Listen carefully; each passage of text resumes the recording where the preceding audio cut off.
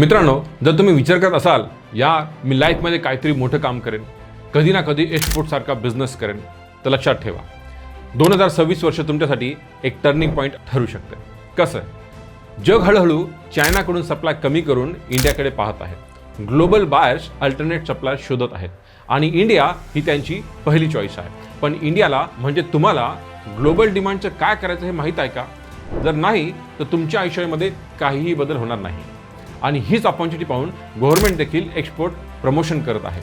25 पेक्षा जास्त देशांबरोबर ट्रेड ॲग्रीमेंट साईन झालेले आहेत.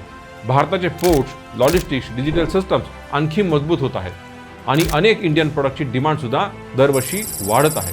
मित्रांनो, आज जे लोक इम्पोर्ट एक्सपोर्ट सिस्टम शिकत आहेत, बायर्ससोबत कनेक्ट होत आहेत, डॉक्युमेंटची तयारी करत आहेत, 2026-27 मध्ये हेच लोक पुढे जाणार आहेत.